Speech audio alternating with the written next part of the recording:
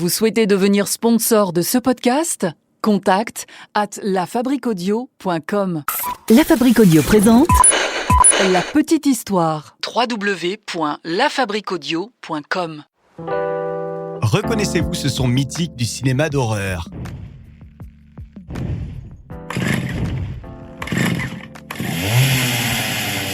Eh ben oui, c'est bien le bruit de la tronçonneuse du légendaire Leatherface du film Massacre à la tronçonneuse.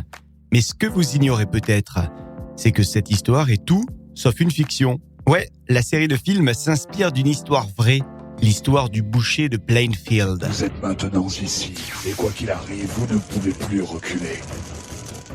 Salut tout le monde, je suis Florent Mounier, c'est Sébastien Girard qui a écrit et réalisé ce podcast de la petite histoire produit par La Fabrique Audio. Retrouvez-nous sur le www.lafabriqueaudio.com, sur les réseaux sociaux également de La Petite Histoire. Et si vous aimez ce podcast, pour le soutenir, c'est très simple.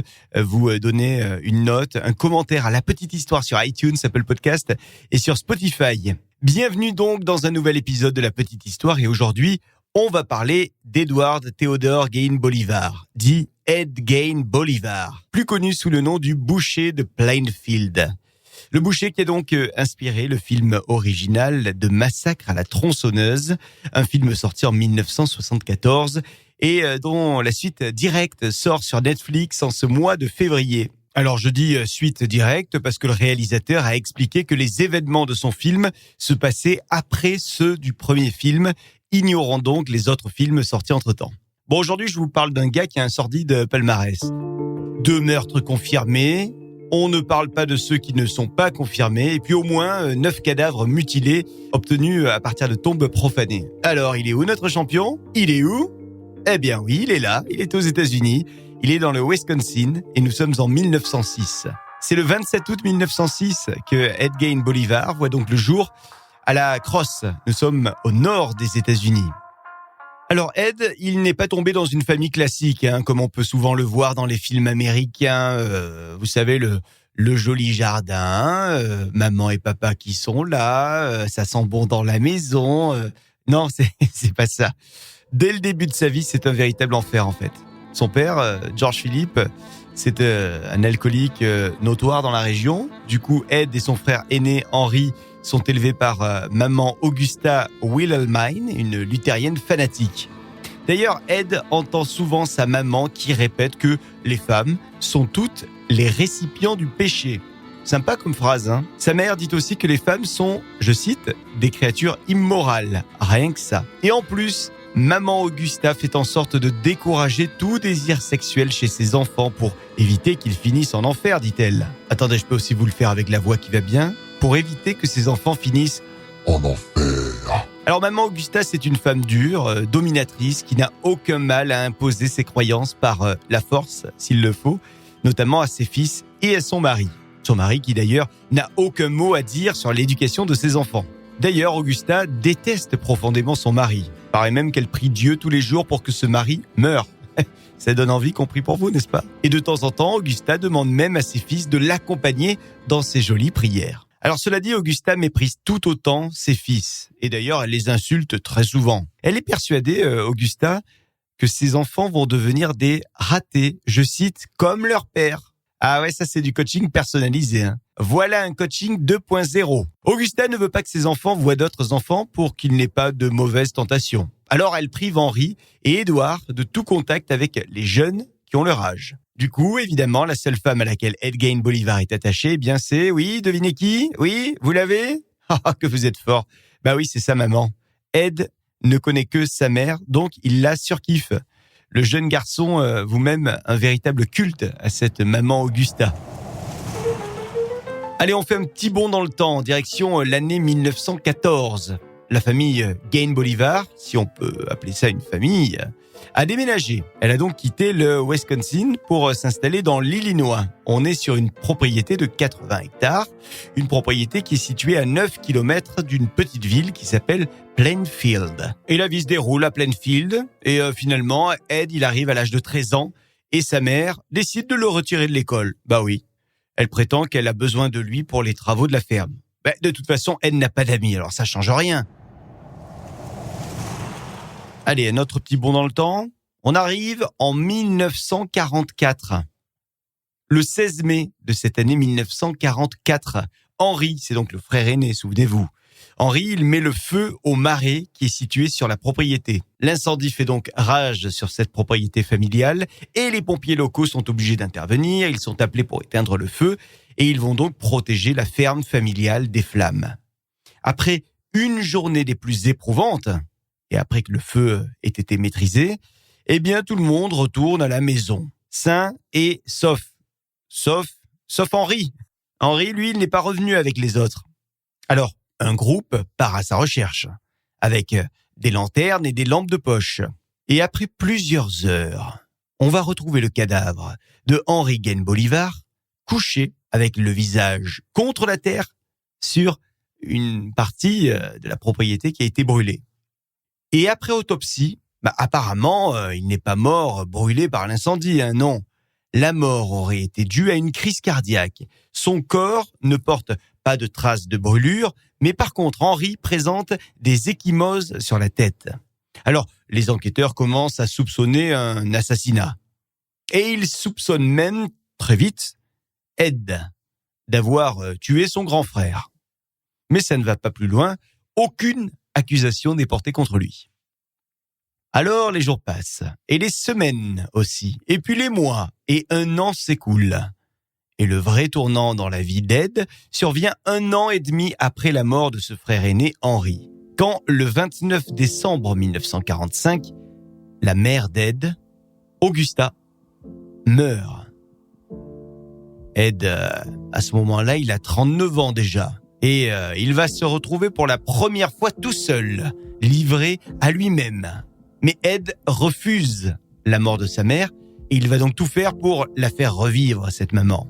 Tenez-vous bien, pour la faire revivre, il se met à faire des incantations devant la tombe de sa maman, mais vous l'avez deviné, ça fonctionne pas. Alors il les fait souvent, ces incantations, très souvent, quasiment tous les soirs, il est là devant la tombe. Mais un soir, frustré de tous ses échecs, Ed retourne au cimetière avec une pelle. Il marche, il est dans le cimetière et il s'arrête devant une tombe. Non, ce n'est pas la tombe de sa mère. C'est la tombe d'une autre femme. Et il creuse. Il creuse. Il creuse. Et il finit, Ed, par déterrer le cadavre de cette femme. Et il ne s'arrête pas là. Cette nuit-là, Ed va déterrer plusieurs cadavres pour en récupérer les peaux, pour, je cite, se faire un habit humain, un habit de femme riche. Ça y est, je crois qu'on peut le dire, Ed Gein a complètement basculé dans la folie. Mais on n'entend plus parler de lui. Les années passent, quasiment 10 ans se sont écoulés. Et nous voilà en 1954. Et un jour, on apprend qu'une certaine Mary Hogan, propriétaire d'une taverne dans la ville de Pine Grove, a disparu. Alors, les policiers commencent à enquêter, mais ils ne trouvent rien. Ni le corps de Mary, ni le moindre indice sur la disparition de Mary. C'est un véritable mystère, cette affaire. Le 16 novembre 1957, soit 3 ans plus tard, une autre femme disparaît. Cette fois-ci, il s'agit de Bernice Warden, une femme de 58 ans. Elle est propriétaire d'un magasin à Plainfield. Et donc, elle disparaît à son tour et dans les mêmes circonstances que Mary 3 ans plus tôt. Alors, les policiers enquêtent à nouveau. Mais ce qui change tout, c'est que cette fois-ci, il y a un témoin. Un mec qui dit avoir vu Ed Gein rôder autour du magasin à l'heure de la disparition de Bernice. Les policiers décident donc de se rendre immédiatement au domicile d'Ed, à la fameuse ferme familiale. Les policiers arrivent sur place, à la ferme. Et quand ils arrivent, au niveau de la porte d'entrée de la ferme, ils sentent une odeur horrible. Un truc que je peux même pas vous décrire. Immonde, je vous dis. Aucun doute, Les flics sont au bon endroit. Alors, ils entrent dans la maison. Et là, c'est un véritable carnage qui attend les enquêteurs. Ils découvrent des abat-jours, des rideaux, des gants, des draps, des tapis, On dirait une publicité pour Ikea ou Kiabi. De merveilleux objets de décoration, ainsi que des habits, vous attendent. Tout est fait artisanalement, s'il vous plaît. En peau humaine. Et c'est pas tout. Les policiers voient des bocaux. Alors, ils ouvrent ces bocaux et ils y découvrent des bouts de cadavres. Des morceaux humains qui flottent dans les bocaux. Bon, ok, donc ça c'est la maison. Mais on n'a pas encore tout visité, non. Il nous manque le hangar, un petit espace de 100 mètres carrés, et on a décidé de faire appel au service de Valérie Damido pour tout relooker. Si seulement c'était ça. Les policiers se rendent dans le hangar et ils se demandent bien ce qu'ils vont y découvrir dans ce hangar. Eh bien, la réponse ne tarde pas à arriver. Une fois la porte ouverte, les hommes se trouvent face au corps de Bernice Warden, qui est pendue par les pieds. Elle est accrochée à une poutre. Elle a visiblement été décapitée, éventrée et vidée de ses entrailles. Et puisqu'on n'est plus à une horreur près, n'est-ce pas ? Les policiers trouvent aussi, non loin de ce cadavre, la tête de la première victime. Souvenez-vous, la première victime, c'est Mary Hogan. Et donc la tête a été soigneusement rangée dans un sac en papier. Maintenant, vous comprenez pourquoi on le surnomme le boucher de Plainfield. Ed est donc arrêté le jour même. Il est accusé de 2 homicides. Et il est accusé aussi de la mutilation d'une dizaine de cadavres du cimetière non loin. Le 22 novembre 1957 s'ouvre son procès. Alors on plaide la folie. Ed est déclaré aliéné au moment du crime.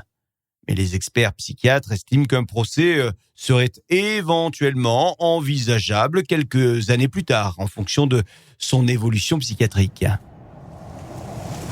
Et nous y sommes, 11 ans plus tard précisément, en novembre 1968. La justice a décidé que Ed Gein était redevenu sain d'esprit et qu'il devait donc être jugé. Et comme les preuves ne manquent pas, eh bien il ne faudra qu'une semaine pour boucler le procès du boucher et obtenir un verdict. Ed est déclaré coupable de meurtre avec préméditation. Alors il y aura appel évidemment et Ed est dans un nouveau procès déclaré non coupable parce que mentalement irresponsable au moment des actes. Il est interné dans un hôpital psychiatrique pour criminels psychotiques, hôpital situé dans une prison de haute sécurité. En 1978, Ed est transféré au service de gériatrie de l'hôpital psychiatrique de Madison. On est toujours dans le Wisconsin. Eh bien, c'est là-bas qu'il va décéder en 1984, des suites d'une maladie. Il a 77 ans. Ed est inhumé au cimetière de Plainfield, aux côtés de ses parents et de son frère. Sa pierre tombale a été transférée dans un musée à la suite de nombreux actes de vandalisme. Alors, quand on regarde cette vie horrible qu'il a eue, Ed, et les actes atroces qu'il a commis, on ne peut que penser à cette mère qui semble avoir eu un rôle déterminant dans cette sordide histoire. Ah, si maman Augusta avait lu les ouvrages de Françoise Dolto.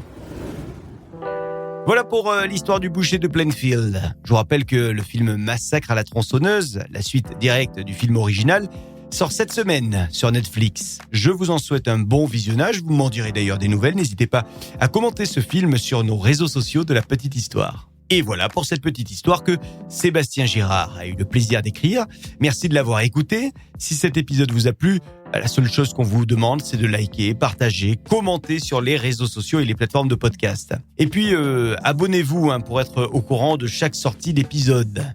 Je vous rappelle que La Petite Histoire est également à écouter sur Witches Radio, la radio numéro 1 de la magie et de la sorcellerie que je vous recommande d'écouter. La Petite Histoire. La Petite Histoire. www.lafabriquaudio.com. Vous souhaitez devenir sponsor de ce podcast ? contact@lafabriquaudio.com. Il est possible de devenir sponsor de ce podcast La Petite Histoire.